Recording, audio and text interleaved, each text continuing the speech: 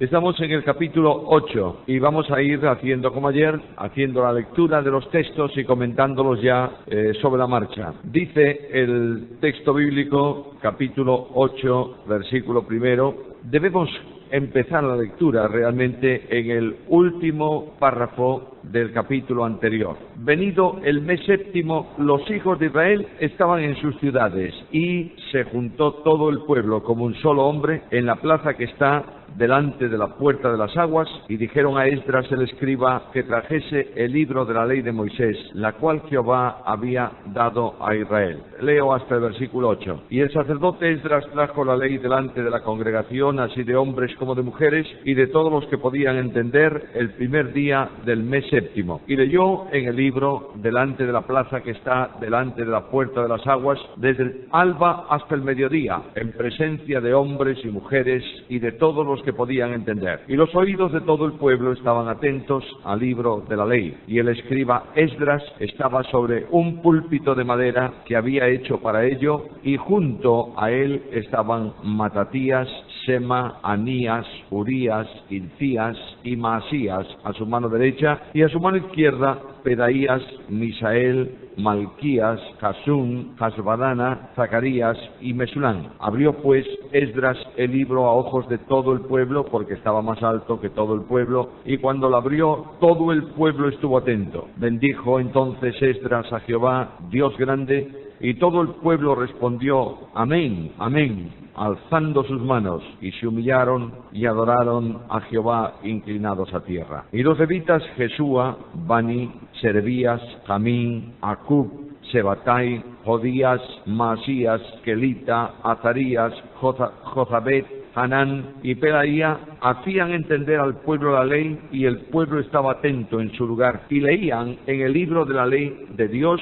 claramente, y ponían el sentido, de modo que entendiesen la lectura. Nehemías sabe algo por la historia de Israel y posiblemente por su propia experiencia. Una ciudad bien reconstruida, una sociedad bien organizada, no vale para nada si no hay un cambio profundo dentro del corazón de los creyentes que los compromete con Dios. La reforma física, la reconstrucción de la ciudad era importante, sin duda ninguna, muy importante. La edificación del templo y la puesta en marcha del ministerio en el culto era importante, lo era sin duda alguna, pero no cabe duda que lo necesario para que eso continuase de esa manera permanentemente es que el pueblo de Dios entendiese cuál era la voluntad de Dios para su vida y la llevasen a cabo. De manera que ya el pueblo, venido el mes séptimo, es decir, después de haber terminado la construcción, cada uno estaba en sus ciudades. Todos recordáis seguramente que hubo gente que salió de sus casas a cierta distancia de Jerusalén y vino a la obra. Otros tuvieron que venir desde más lejos, y algunos que estaban muy próximos estuvieron prácticamente viviendo durante la reconstrucción dentro de la ciudad. Ahora ya se había terminado esa obra y cada uno volvía a su casa. Y en el mes séptimo, después de este tiempo, se juntó todo el pueblo. Realmente yo no sé por qué motivo, cómo, de qué manera se hizo esta convocatoria. Es muy probable que en todo Israel, Dios hubiese levantado un deseo muy especial por la lectura de la ley y por la consideración de los mandamientos de Dios. Pudiera ser así, pero indudablemente, viendo la organización de Nehemías, es de suponer que Nehemías envió una convocatoria a todo Israel para que viniesen a Jerusalén y tuviese ocasión esta reunión especialísima de la lectura de la Biblia y de la meditación en la palabra de Dios. Lo que sí es importante es que en el texto se dice que el pueblo se juntó como un solo hombre, es decir, había una unanimidad absoluta de pensamiento y de intención. Creo que todos recordáis que una de las características del pueblo de Dios, de la Iglesia de Cristo en Hechos de los Apóstoles, es que perseveraban unánimes. Había una sola alma. Comentaba esta mañana, antes de empezar la reunión, que muchas veces en el pueblo de Dios se producen diferencias, divisiones, conflictos, problemas, no por doctrina fundamental, sino por opiniones. y el pueblo de Dios no está unánime. Quiero deciros, queridos hermanos, un paréntesis largo ahí, quiero deciros que la unanimidad del pueblo de Dios la da la persona de Jesucristo que vive en cada creyente. En la medida en que nosotros vivimos a Cristo, somos unánimes. En la medida en que vivimos a Cristo parcialmente y nos vivimos a nosotros mismos en otra parte muy importante, entonces no puede haber unanimidad, porque yo no pienso lo mismo al 100% que vosotros, y vosotros no pensáis lo mismo al 100% que yo.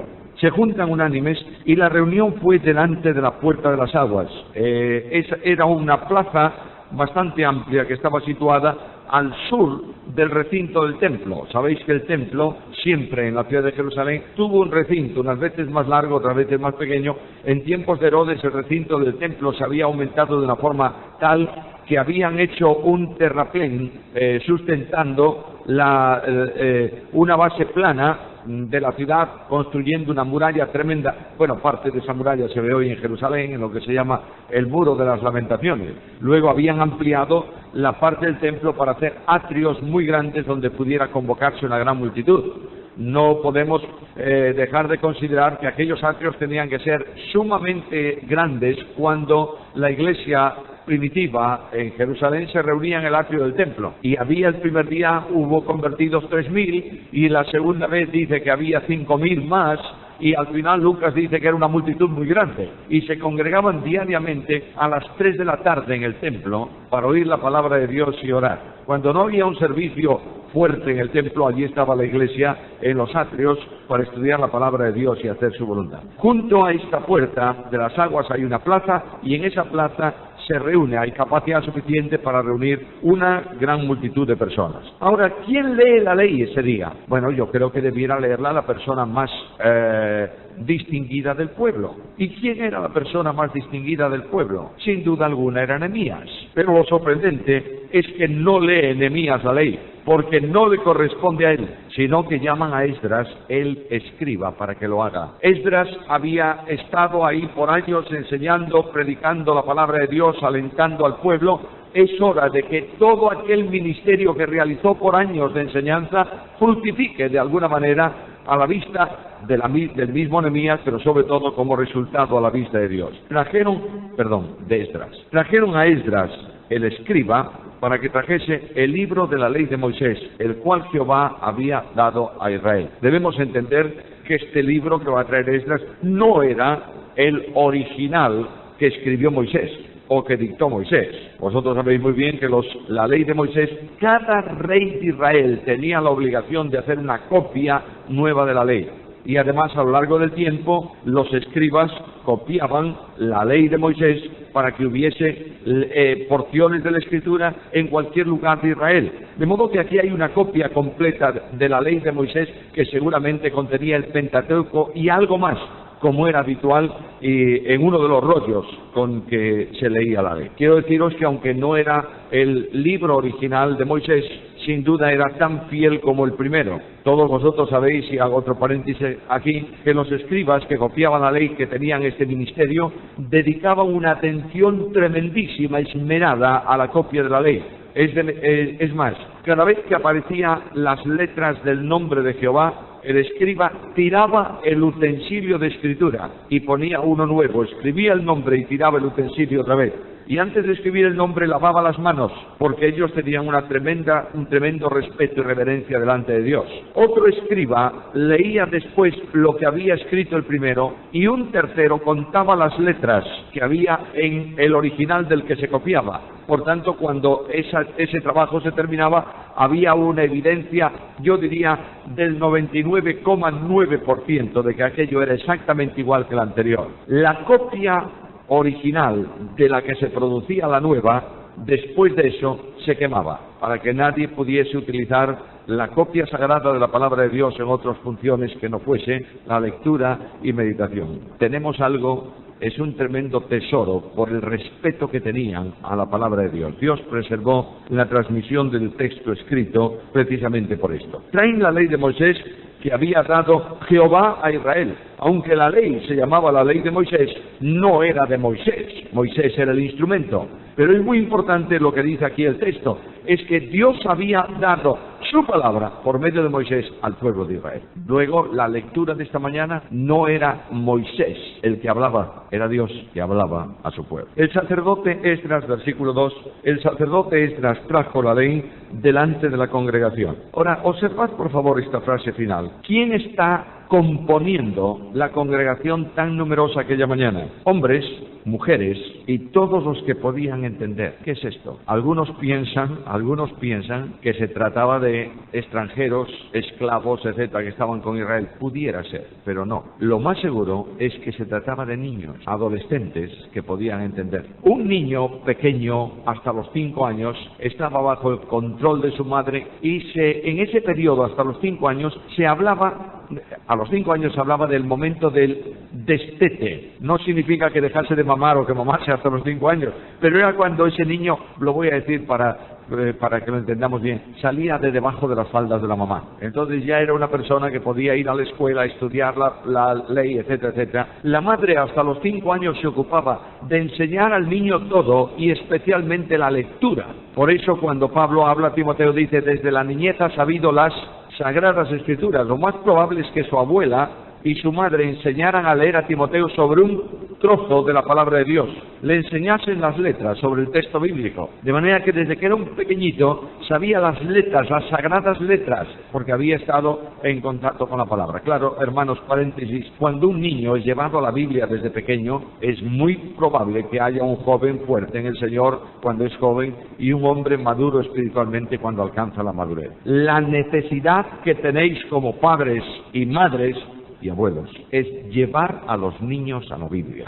Mirad, hermanos, no sé aquí, pero tú en España preguntas a un niño cuál es tu héroe principal y alguno te dirá, pues, Superman, y otro te dirá el hombre araña, y otro te dirá no sé qué, alguno de esos muñecos hindúes que tienen mucho problema, te dirán esto, pero no muchos van a conocer quién fue Jonás o quién fue Sansón. Y estoy poniendo nombres muy comunes, Recuerdo, en España hubo un cantante que se llamaba, hace años, que se llamaba Jairo. Este cantante Jairo, un día estaba yo en una escuela dominical de una iglesia y precisamente iba a hablarle de esto a los adolescentes y la primera pregunta que les hice fue esta: ¿quién es Jairo? ¿Y sabes lo que me contestó el primero? Un cantante. El hombre sabía de Jairo el cantante, pero no sabía de Jairo de la Biblia. Bueno, es sorprendente ver que hay muchos niños que no conocen las historias bíblicas porque sus padres no se las cuentan. Un niño que no conoce Biblia será un fracaso de hombre en el futuro. Ahora, traen todos estos en el primer día del mes séptimo. La congregación está ahí toda reunida, la convocatoria se realiza. El mes séptimo era uno de los meses muy especiales del calendario judío, en donde había 3 fiestas en el mismo mes. Estaba la fiesta de las trompetas, estaba la fiesta de la expiación y estaba la fiesta de los tabernáculos.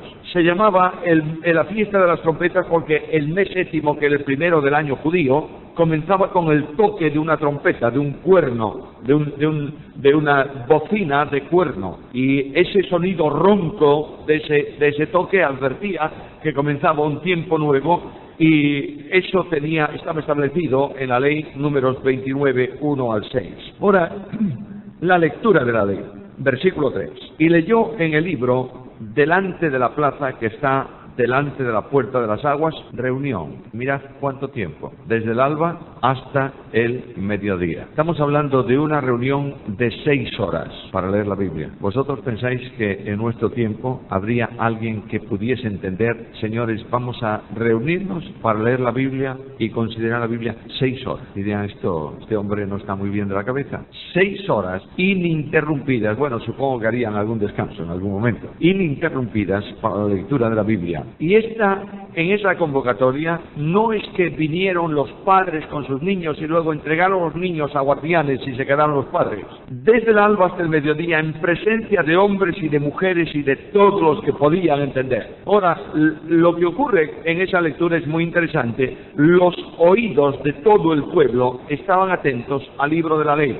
Está diciéndonos aquí el escritor bíblico que la gente estaba absolutamente pendiente de lo que se estaba leyendo y de lo que se iba a comentar. Nadie se distrajo, nadie estaba pensando en otras cosas. El pueblo había venido con un propósito único: leer la palabra de Dios, entender la palabra de Dios, escuchar la voz de Dios, y dice que todos los oídos estaban atentos para no perder una sola palabra de aquello que se estaba produciendo, de la lectura de la ley. ¿Cómo se leía la ley? Versículo 4. Y el escriba Esdras estaba sobre un púlpito. Primera vez que aparece este instrumento en congregación de creyentes para la lectura y la exposición bíblica. Algunos dicen por ahí que en la iglesia no debe haber púlpito. Yo no digo que haya un púlpito gigantesco, ni haya un púlpito pequeño, pero simplemente el texto bíblico indica que la palabra de Dios debe simbólicamente estar siempre más alta que el resto del pueblo. Hay muchas lecciones aquí.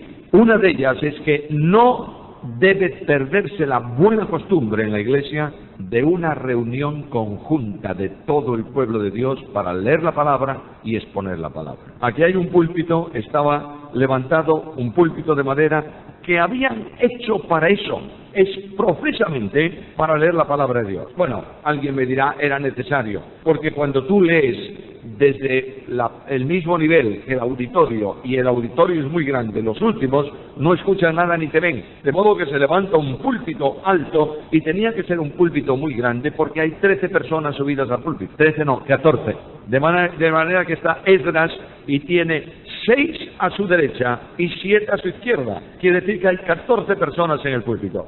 7 es el número perfecto para un judío, ¿verdad?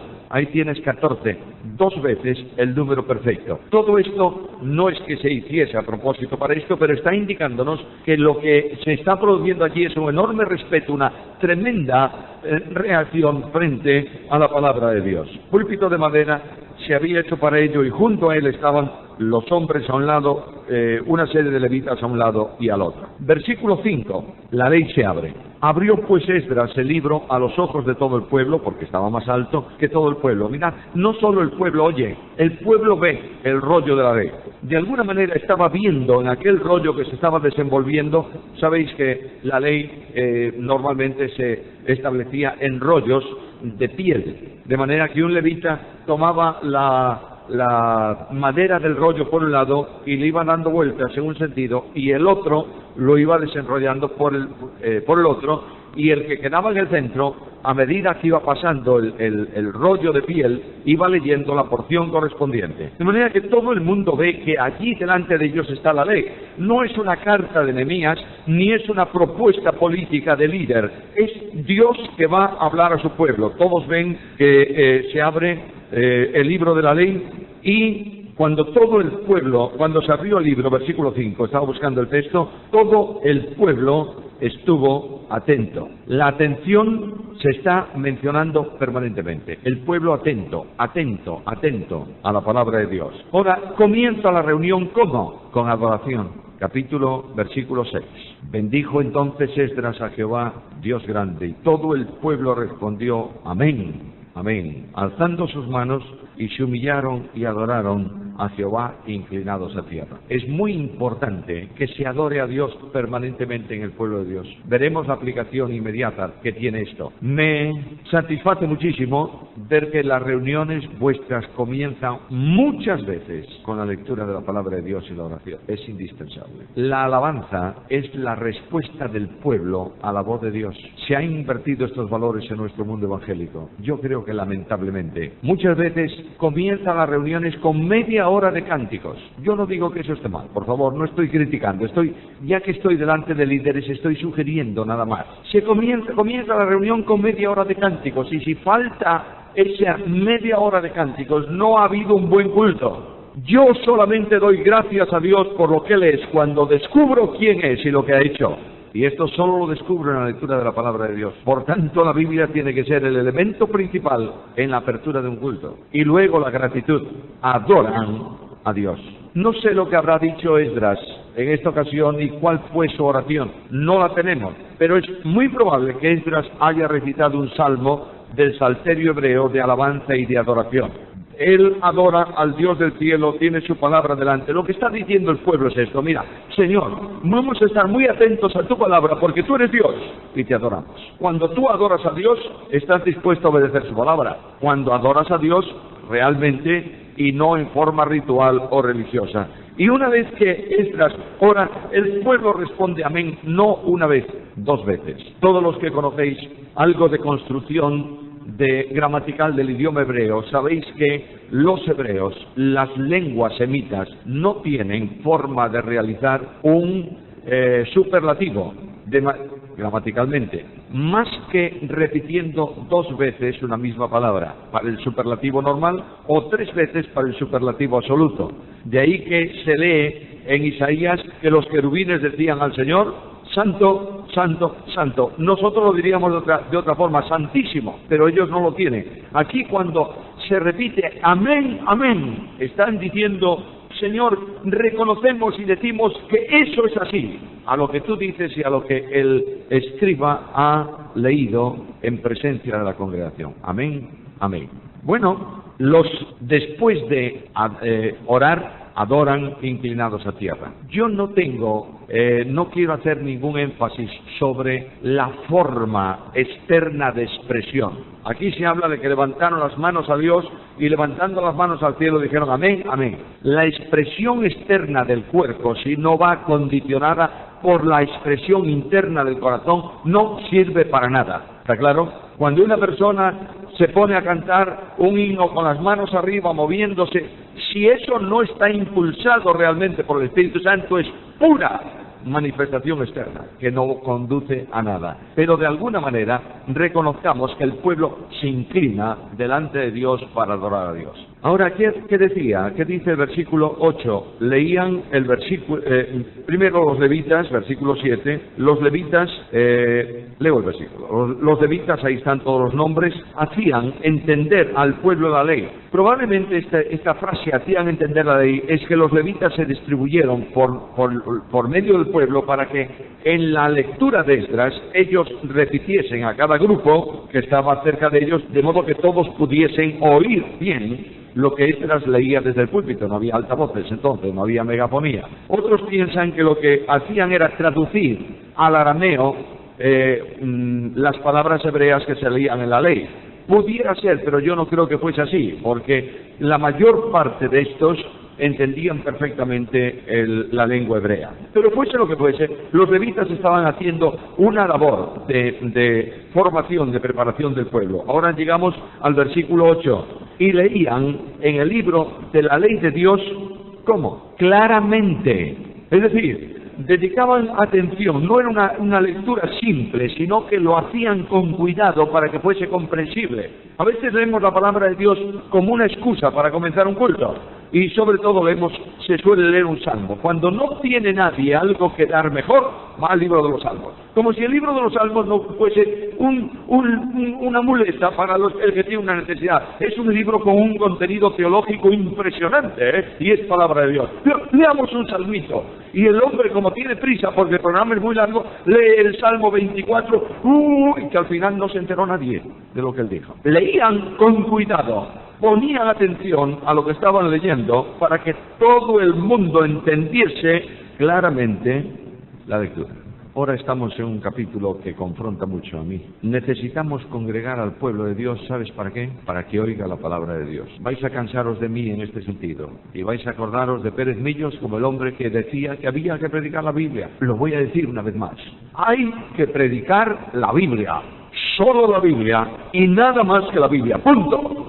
El liderazgo de una iglesia que quiere que la iglesia marche bien debe prohibir, impedir que en el púlpito se ponga otra cosa que no sea la Biblia. ¿Está claro? El ministerio puede ser sistemáticamente expositivo, comenzando en el capítulo 1 y terminando en el capítulo 5, o puede ser un tema necesario para la congregación, pero siempre bíblico. Hay que predicar lo que tú digas a la congregación, cada expresión tuya, si no tiene apoyo bíblico, cállate. no la digas. Solo la Biblia puede sustentar y solo la Biblia tiene autoridad. Nunca digas a la iglesia, hay que hacer esto, sin darle una razón bíblica, ¿entiendes? Porque tú no tienes ninguna autoridad sobre la congregación de Dios. Es de Dios. ¿Quién tiene que hablar a la congregación? Dios. Lo hace por medio de ti. Bendito sea su nombre, que puede usarte como instrumento para edificación de su pueblo. Ahora, la congregación debe contar con la presencia de todos.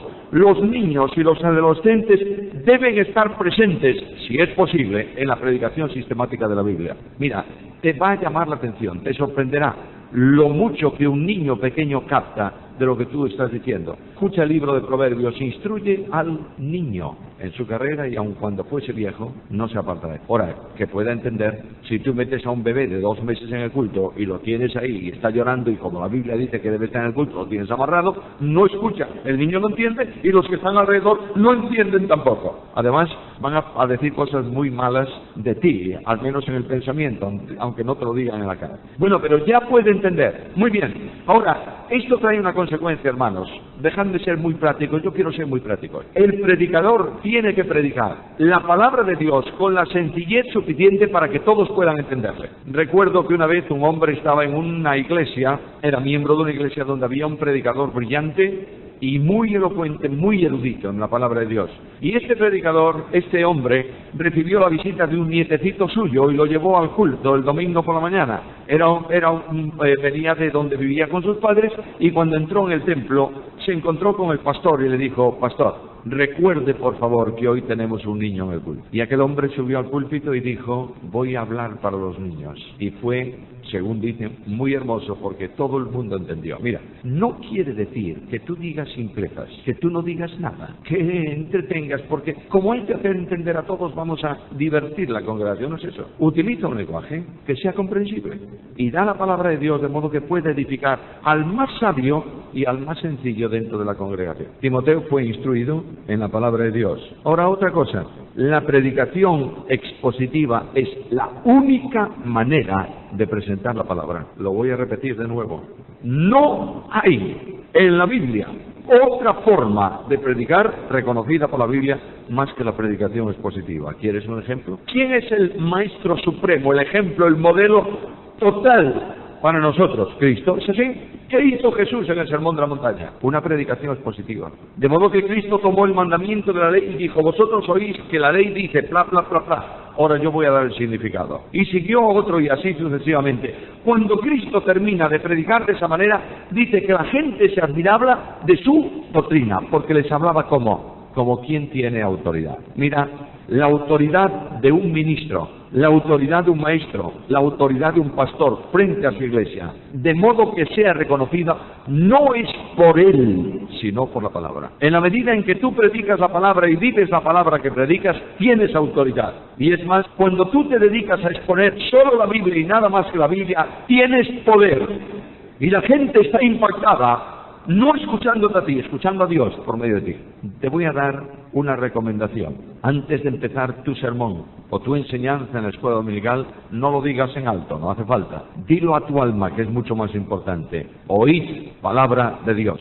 Y cuando te sientes después de la predicación, que puedas decir honestamente delante del Señor, así ha dicho el Señor. Esto es importante. El pueblo de Dios necesita oír a Dios, no tanto a los ministros de Dios. Ahora, mi querido profesor, el doctor Lacueva, decía, nos lo dijo 22 veces, yo que sé cuántas, y lo tiene escrito en el comentario de este libro. Cuando los ministros de Dios suben al púlpito deben llevar consigo sus Biblias, pues de ellas han de sacar sus mensajes, como hizo Esdras. Bueno, alguien me va a decir, ¿qué ministro no sube al púlpito con una Biblia? Lo que está diciendo el doctor Lacueva aquí es, usa la Biblia en el púlpito. ¿Está claro? No solo para leer un versículo, expon la Biblia, predica la palabra de Dios.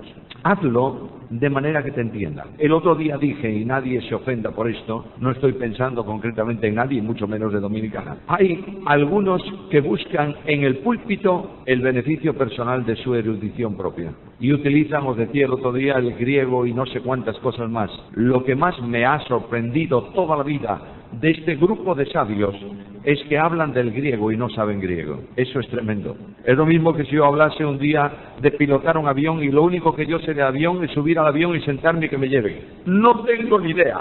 De modo que es muy bueno que tú sepas que no sabes. Esto es muy bueno. Nadie puede ofenderse por esto.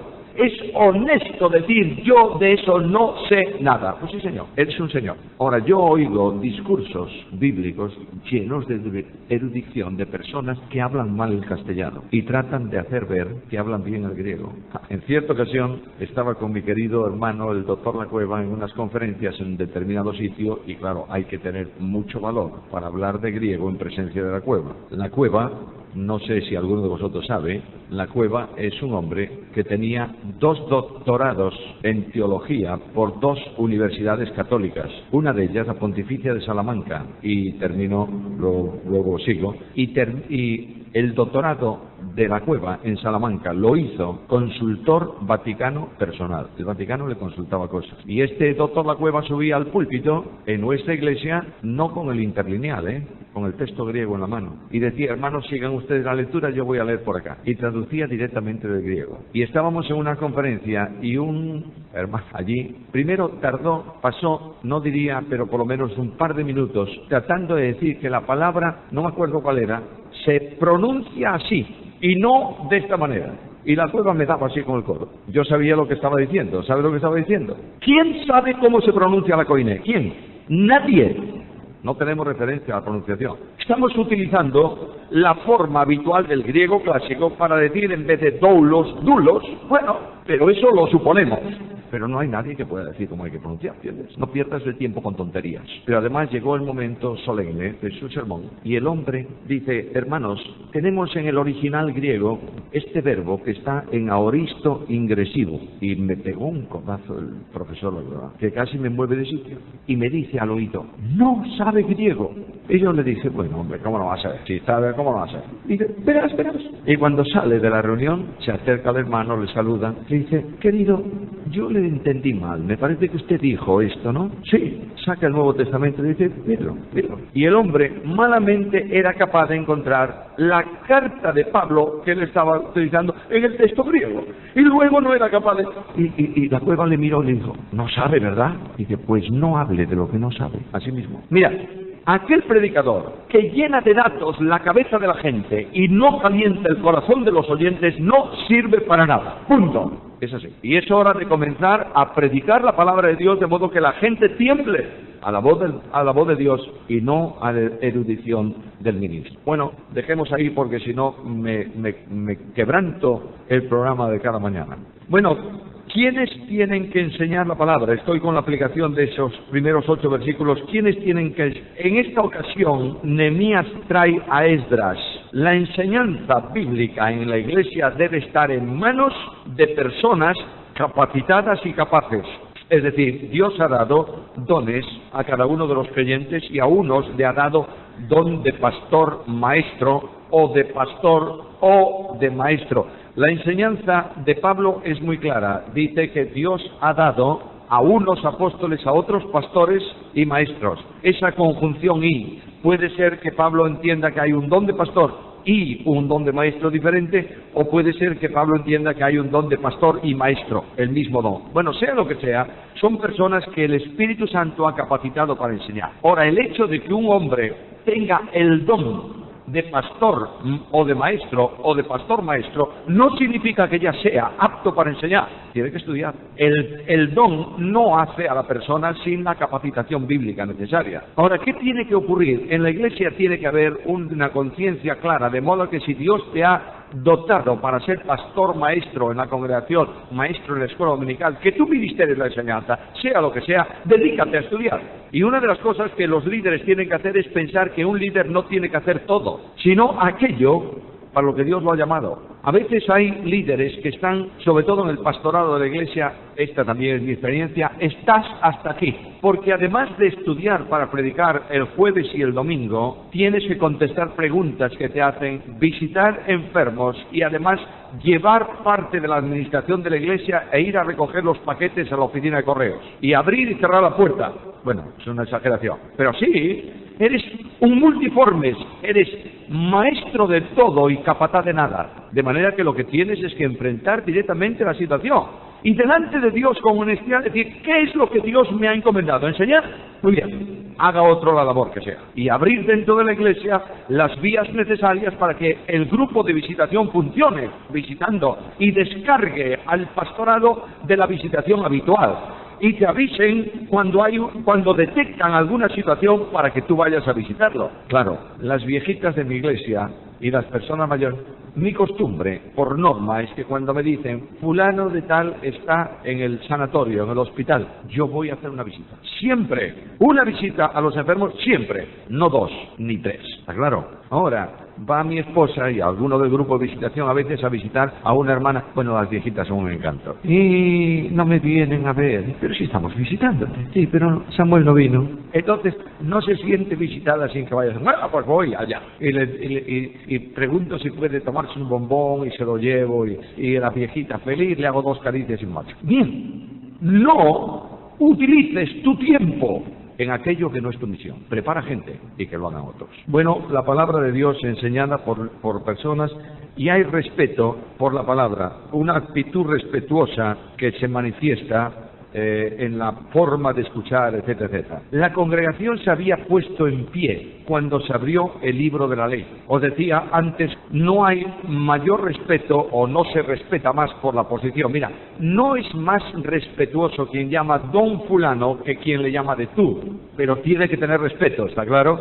Claro, las manifestaciones de respeto tienen una importancia grande. En España, lamentablemente, estamos avanzando al tú general. Es muy difícil ya que alguien en España trate a otro de usted. Bueno, es una costumbre social, pero se respeta a la gente, ¿eh? No hubo prisa para concluir esta reunión. Empezó al alba y terminó al mediodía. ¿A qué se dedicó? A la Biblia. Muy bien, pasamos al versículo 9, la acción de la palabra. Hasta ahora se preparó una buena reunión, se preparó un púlpito, se prepararon expositores, el lector de la Biblia, tal. Ahora, ¿qué trae como consecuencia una reunión desde el alba hasta el mediodía? ¿Qué trae como consecuencia? Versículo 9, y Nehemías, el gobernador y el sacerdote Esdras escriba y los levitas que hacían entender al pueblo, dijeron al pueblo, día santo es a Jehová nuestro Dios, no os entristezcáis ni lloréis, porque todo el pueblo lloraba oyendo las palabras de la ley. Los levitas hacían entender, es decir, daban el significado. Los levitas dijeron al pueblo, mira, lo que dice Esdras, la lectura de la ley que estáis oyendo significa, no tendrás dioses ajenos delante de mí. Significa que el único adorable es el Dios del cielo y que cualquier cosa que tú tengas en tu vida que ocupe ese lugar, estás colocando un ídolo en tu existencia. Y la gente decía, ¿cuántos ídolos tengo yo? Y cuando el sacerdote iba un poco más allá y decía que al Dios del cielo se le debe honor y alabanza y que cualquier otra cosa, el pueblo sentía, ¿qué sentía? Sentía su necesidad y su miseria espiritual. Y al final de todo el pueblo estaba convicto de pecado delante de Dios. Y decían, ellos reconocían que no es asunto de religión, ni de sacrificios, ni de cánticos. Es cuestión de relación con Dios. Y que Dios abomina una adoración con un corazón lejos de Él. De manera que el pueblo, al impacto de la Biblia, comenzó a llorar. ¿Tú has visto esto en tu iglesia alguna vez? Predica la Biblia y lo verás. El pueblo de Dios al impacto de la Biblia. ¿La Biblia es viva y eficaz? No. ¿Lo crees? Y más penetrante que toda espada de 2 filos. ¿Sí? Luego, cuando el pueblo de Dios, ante una exposición bíblica, no humana, entiende la Biblia, se da cuenta que está lejos de Dios, ¿verdad? Y comienza a llorar. Pero si es fiesta, señores, tenemos un día de fiesta, mira, un día hermosísimo, un día de festividad que comienza, una congregación muy grande. ¿Por qué estáis llorando? Bueno, estamos llorando porque no podemos mirar a Dios cara a cara sin darnos cuenta que hemos fallado al Señor. La Biblia hace impacto en el pueblo. Ahora los líderes bíblicos, ¿qué hacen? ¿Reprenden o alientan, por favor? ¿Qué están haciendo los levitas? ¿Expusieron la Biblia? Sí. Y ahora el pueblo está llorando. ¿Y qué hacen ellos? Decir, está bien, mira cómo estáis. Estáis así porque habéis hecho bla, bla, bla, bla. No. Hay aliento. Hoy es día santo, no os entristezcáis ni lloréis. Una de las necesidades urgentes es que hay que entender que hay un tiempo para cada cosa. Hay un tiempo para llorar y un tiempo para gozarse. En este momento hay un impacto del Espíritu Santo de Dios en el pueblo y el pueblo está llorando. Los levitas procuran consolar al pueblo porque cuando hay lágrimas en este sentido, estamos en el camino de la restauración espiritual, de las bendiciones y de la buena y armoniosa relación con el Señor. Ahora, exhortan al pueblo a algo más, versículo 10. Luego les dijo: id, comed grosuras, bebed vino dulce y enviad porciones a los que no tienen nada preparado, porque día santo es a nuestro Señor. No os entristezcáis, porque el gozo de Jehová es vuestra fuerza. Está diciendo algo muy tremendo ahí. En primer lugar, está conduciendo al pueblo al gozo. En segundo lugar, está preparando al pueblo para la práctica de la caridad fraterna. Hay algunos que no tienen que comer, y yo tengo que comer. No puedo celebrar mi fiesta comiendo yo, sabiendo que hay hermanos que no tienen que comer. De manera que se les exhorta a enviar porciones a quienes no tienen nada preparado, es decir, a quienes, bien por descuido, que no creo que sea así, o bien por imposibilidad, no pudieron traer nada para comer. Luego, como la fiesta continúa, vamos a enviar porciones los unos a los otros. Y luego hay un día de gratitud al Señor. El gozo es el resultado de la acción de Dios en favor del pueblo. Y hay una afirmación extraordinaria aquí, tremenda. El gozo de Jehová es vuestra fuerza. Ellos necesitaban no tanto su gozo, sino el gozo de Dios, ¿entendéis? Es decir, que Dios se goza con el pueblo. ¿Cuándo? Cuando ve que el pueblo ha vuelto a él. El padre del pródigo abrazó al pródigo y lleno de gozo le colmó de favores cuando el pródigo vino. De la misma manera, cuando un pueblo o una persona vuelve a Dios, dice Lucas, ahí tienes un texto, hay gozo delante de los ángeles. El gozo no es de los ángeles, es el gozo de Dios puesto delante de los ángeles. Y los ángeles se gozan viendo el gozo de Dios por un pecador que se arrepiente. La obra realizada en el poder de Dios debía servir como manifestación de la presencia poderosa del Señor en medio de ellos y una invitación al gozo de cada uno de los creyentes congregados en la plaza. En Sofonías, la profecía de Sofonías en el capítulo 1, se lee que cuando Dios está en medio de su pueblo, se goza sobre su pueblo y calla de amor. De manera que el gozo de Dios es la potencia, la fortaleza. ¿Por qué? Muy fácil. Si Dios se goza con un pueblo que ha retornado a Él, los canales de la bendición y del poder están abiertos para ese pueblo. No podemos pensar que vamos a tener poder en la iglesia ni en el ministerio si no estamos en plena comunión con Dios. Cuando no hay comunión con Dios a causa del pecado, no hay poder de Dios en medio del pueblo. Y dice el profeta Sofonías: Dios en medio de ti, poderoso, Él salvará. Quiero preguntarte, yo sé que hay conversiones, en Hispanoamérica hay conversiones, pero el Dios de la Biblia dice que cuando está presente en medio del pueblo, salva y santifica. Restauración de perdidos, retorno de extraviados y salvación de los que no han creído en Él es la manifestación de la presencia del Señor. Versículo 11. Los levitas, pues, hacían callar a todo el pueblo, diciendo: callad, porque es día santo, y no os entristezcáis. Dios os ha llamado para gozo, para alegría. Bueno, las lágrimas de arrepentimiento son necesarias. No pudo haber gozo en la vida de Pedro sin primeramente salir fuera y llorar amargamente. Por tanto, la acción de Dios está llevando el arrepentimiento a una manifestación clara de un retorno a Dios. Y aunque no habían hecho grandes manifestaciones de confesión pública como vendrán a continuación y de compromiso, estaban en el camino de la restauración espiritual. Los levitas consolaban al pueblo. Vuelvo a recordarlo, por favor. El pueblo de Dios necesita consuelo, necesita aliento, mucho más que reprensión.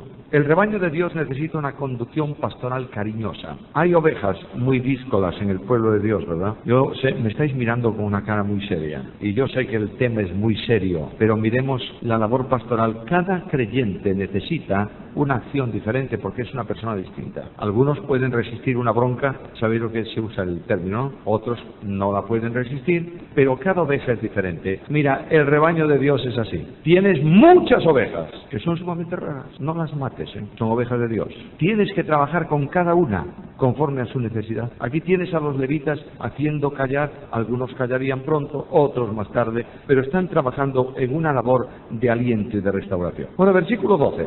Y todo el pueblo se fue a comer y a beber y a obsequiar porciones y a gozar con grande alegría, porque había entendido las palabras que les habían enseñado. Hay comunión cuando entiendes lo que la Biblia quiere decirte. No hay diferencias, no hay este come aquello, yo no lo como, este no. No. todo el pueblo llegó al mismo nivel. ¿Cuál? A nivel de reconocerse pecador delante de Dios, ¿no es así? Por tanto, todos estamos igualados. Y en este sentido, todos tenemos que mantener comunión los unos con los otros. Cuando yo voy al Nuevo Testamento, descubro que uno de los valores esenciales que Cristo da para su iglesia y que pide a su Padre es Padre, que sean uno, con nuestras diferencias, pero que sean uno. Cada uno se goza con un gozo profundo y auténtico. Ahora, versículo 13. Al día siguiente, esto no termina, hubo un enorme culto de exposición bíblica y al día siguiente ya no hay una reunión general para el pueblo. Tal vez las mismas necesidades exigían que algunos no estuvieran presentes, pero al día siguiente se reunieron los cabezas de las familias de todo el pueblo, sacerdotes y levitas, a Esdras el escriba, para entender las palabras de la ley. Bueno, en aquel tiempo la organización responsabilizaba de la conducta y de la marcha del hogar al cabeza de familia. Por tanto, hay algo muy interesante. Los responsables de los hogares se reúnen ¿para qué? Para entender qué cosas quiere decirle Dios. Había sido una exposición general, ahora es una exposición más pequeña en esta reunión. Interpretar la ley, conocer la ley, y el propósito es muy claro, entender las palabras de la ley. Capítulo 8, versículos 14 y 15. Y hallaron escrito en la ley de Jehová, están leyendo de nuevo la ley con detalle, con cuidadito, hallaron escrito que Jehová había mandado por mano de Moisés que habitasen los hijos de Israel en tabernáculos en la fiesta solemne del mes séptimo, y que hiciesen saber y pasar pregón por todas las ciudades y por Jerusalén, diciendo: salid al monte, traed ramas de olivo silvestre, de arrayán, de palmera y de todo árbol frondoso, para hacer tabernáculos, como está escrito. La fiesta de los tabernáculos no se había realizado en Israel desde siglos, y la fiesta de los tabernáculos era una fiesta importante para hacer entender a Israel que era un pueblo peregrino, que no tenía ciudad permanente, que era el pueblo de Dios, separado para Dios. Por tanto, la decisión de los cabezas de familia, de los responsables, de los levitas, es pregonar por Israel. Ha llegado la fiesta que la ley determina, vamos a ir al monte y hacer cabañas para habitar durante una semana en tabernáculos, en cabañas, recordando nuestra condición de peregrinos. Se habla de olivo porque era el árbol más próximo, pero cualquier tipo de árbol de rama frondosa valía. Algunas cabañas se hicieron en los tejados de las casas, otros en las plazas, no importa dónde, los sacerdotes en el templo, pero el pueblo de Israel vivió de acuerdo con la voluntad de Dios, dejando sus casas y habitando en cabañas durante una semana. En esa semana recordaban aquella admirable bendición que Dios tuvo con el pueblo, trayéndolos durante 40 años a lo largo del desierto. Veréis que Dios va a hacer que el pueblo, recordando en la lectura de la palabra su historia, confiese su pecado a la luz de la historia. Ellos son extranjeros y peregrinos, y se establece esa fiesta. Ahora versículos 16 y 17, y luego viene la aplicación. Salió pues el pueblo y trajeron las ramas e hicieron tabernáculos cada uno sobre su terrado, es decir, los que estaban en Jerusalén viviendo, algunos dijeron: bueno, tenemos bastante espacio aquí en el terrado de la casa, ahí levantamos la tienda. Otros en los patios, otros en los patios de la casa de Dios, especialmente los sacerdotes, y los que vivían fuera de la ciudad y habían venido a la fiesta. ¿Dónde iban a hacerlo? Pues en la plaza donde se leyó la ley, en la plaza de las aguas y en la plaza de la puerta de Efraín. Versículo 17, y toda la congregación que volvió de la cautividad hizo tabernáculos, y en tabernáculo habitó. Ahora escuchad esto, porque desde los días de Josué, hijo de Nun, hasta aquel día, no habían hecho así los hijos de Israel. Josué, como sabéis, es un personaje clave en la historia de Israel. El libro de Josué es el libro bisagra entre el propósito de Dios y la ejecución de ese propósito. Dios dio al pueblo de Israel, por medio de Josué, los títulos de propiedad de la tierra prometida. Es verdad que no en toda la extensión que había Dios prometido a Abraham, pero sí en la primera porción para que habitasen los israelitas. Y los israelitas entraron en aquella tierra y se asentaron en ella y reconstruyeron las ciudades. Pero Dios quería que no se olvidasen que es un pueblo de protección especial de Dios. y que tiene un propósito con ellos de cuidado cotidiano, como hizo durante 40 años en el desierto. Por tanto, era necesario que recordasen eso, que recordasen que eran extranjeros y peregrinos. Creo, hermanos queridos, que nosotros tenemos esa misma necesidad hoy. Recordar cuál es nuestra condición. ¿Qué dice Pedro? Vosotros sois el tesoro especial de Dios, un pueblo santo, un pueblo sacerdotal, pero vosotros vivid como extranjeros y peregrinos. Nuestra ciudadanía está en los cielos, nuestra patria en los cielos. El mundo es simplemente el lugar de tránsito por donde nosotros pasamos. No son del mundo, por tanto, el mundo, su sistema. Es bueno que recordemos que no pertenecemos al sistema, sino que somos un pueblo especial para la gloria de Dios. ¿Cuál es el resultado de esta festividad? Versículo 17, toda la congregación hizo la festividad y hubo alegría muy grande. La alegría surge de un corazón que ha obedecido a Dios. Cuando un creyente desobedece, la palabra de Dios no tiene gozo. ¿Por qué? Bueno, porque el Espíritu Santo que produce el gozo está entristecido. ¿Está claro? Cuando no tenemos gozo, a veces procuramos generar un gozo artificial y ponemos una música muy vibrante y unos instrumentos muy enfáticos y cantamos tremendamente y nos sentimos felices. No, nos hemos emborrachado de música, pero no es gozo. El gozo es cuando el Espíritu Santo de Dios reproduce el gozo de Cristo en tu vida y tú sientes dentro de ti una tremenda, hermosísimo disfrute de relación con Dios. Ellos estaban felices porque habían obedecido. Versículo 18 de nuevo, leyó Esdras el libro de la ley de Dios en la festividad. ¿Estaban contentos todo el pueblo? Sí, bueno, pues lo mejor que podemos hacer es una competición deportiva para continuar contentos. No dice el versículo nada de eso. Dice que el gozo se mantenía porque cada día se leía la ley de Dios, desde el primer día hasta el último. E hicieron fiesta solemne por 7 días y al 8º día fue solemne asamblea según el rito. De manera que la festividad del pueblo nunca estuvo desvinculada de la exposición de la palabra de Dios. Hermanos queridos, mis amadísimos hermanos, necesitamos volver a la Biblia. Necesitamos, es urgente. Es urgente que se haga una planificación seria para dedicar tiempo a la Biblia, para estudiar la Biblia y pedir a Dios que en el poder de su Espíritu esa Biblia impacte los corazones. Voy a poneros un ejemplo que entendáis esto. Cuando tenemos un problema en la iglesia buscamos atender el problema desde el púlpito hablando de ese tema, ¿verdad? Yo no tengo necesidad de saber cuál es el problema que hay en la iglesia. Entro el domingo por la mañana, me siento y escucho al pastor que habla enfáticamente de ofrendas. ¿Qué pasa ahí? Bueno, y oigo otro domingo hablar al pastor sobre la fidelidad en el matrimonio y que el divorcio... ¿Qué pasa? Hay problemas de divorcio en la iglesia, ¿verdad? Si en esa iglesia se hubiese predicado Malaquías, no haría falta acudir con el parche después de la infección. Era ya medicina preventiva, porque ahí habla de ofrendas, ahí habla de fidelidad, ahí habla de compromiso. ¿Entiendes esto? Deja que la palabra de Dios actúe, déjala, ponla en el púlpito y déjalo. Y estudia toda la Biblia, incluidas las genealogías, ¿eh? Y hubo alegría muy grande. Ahora la aplicación. Ministerio de aliento. La correcta exposición de la Escritura no solo denuncia el pecado, alienta al pecador. No es una buena exposición la que simplemente hace que la gente salga encogida. Tenemos que hacer que la gente salga convencida de su necesidad, pero alentada en cuanto a la forma de restauración. Conozco iglesias muy fundamentalistas, no fundamentales, que el ministerio de la iglesia creen que lo mejor que se puede hacer en un mundo pecaminoso es aguijonear al pueblo de Dios y convierten la comunión en religión.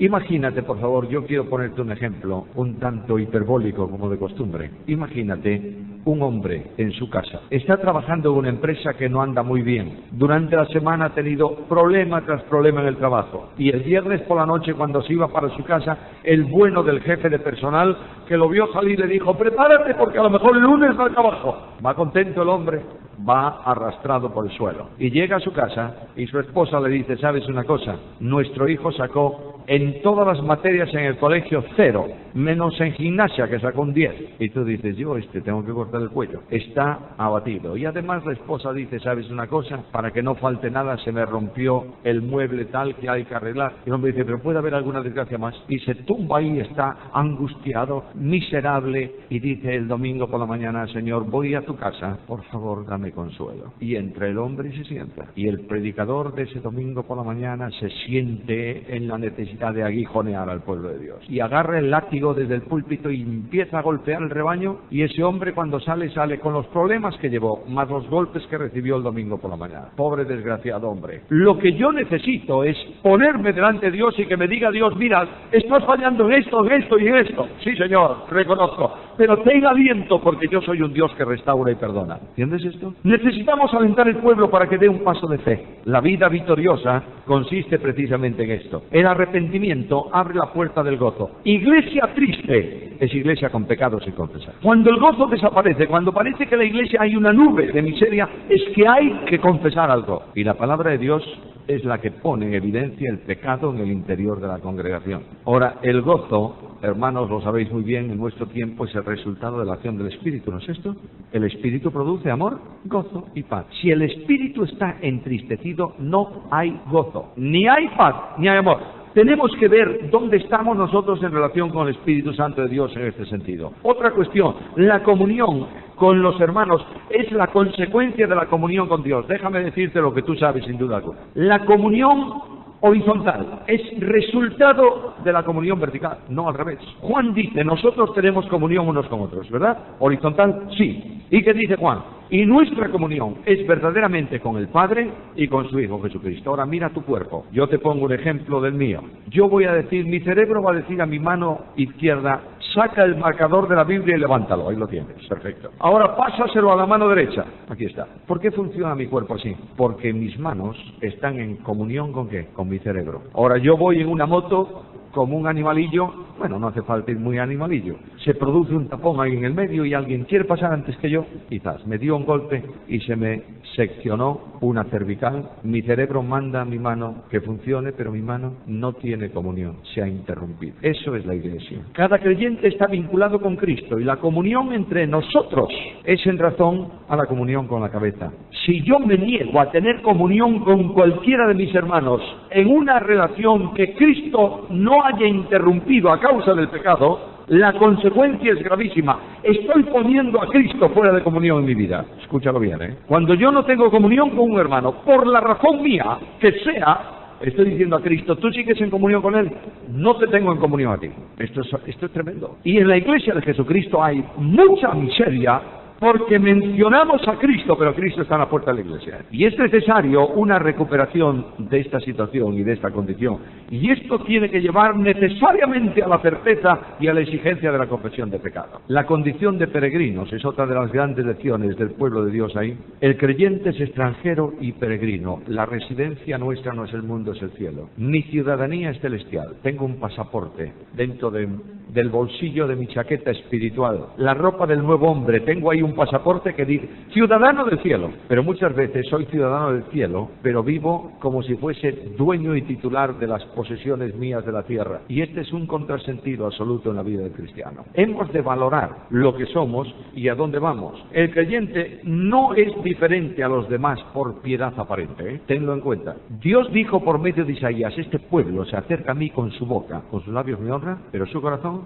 está lejos de mí. Y Dios dice al profeta Isaías, las festividades de este pueblo y sus sacrificios me dan asco. ¿Por qué? Porque es religión, no es comunión con Cristo. Necesariamente tenemos que restablecer la condición personal de comunión con Dios si queremos realmente sentir nosotros gozo y ser agradables para el Señor. Mira, no es ser cristiano vestir de una forma diferente al mundo, ¿eh? Siempre y cuando el vestido no sea escandaloso. Vosotros entendéis lo que quiero decir. En una ocasión estaba una profesora de nuestra escuela dominical tratando de enseñar a los niños la diferencia entre lo que es ser del mundo o vivir como el mundo y vivir como un cristiano. Y a mí, que me gusta mucho de vez en cuando irme a alguna de estas clases a ver qué está pasando, entré en la clase, escuché, me senté en la última silla, estuve escuchando la clase y al final le dije a la profesora, ¿puedo hacer un par de preguntas? Lo que yo quería es que la profesora, que es un encanto de mujer, supiese que no había sido capaz de meter el concepto en la mente de los niños. Sí, ¿cómo no? Y le pregunté a la primera niña, dime una cosa, ¿en qué se diferencia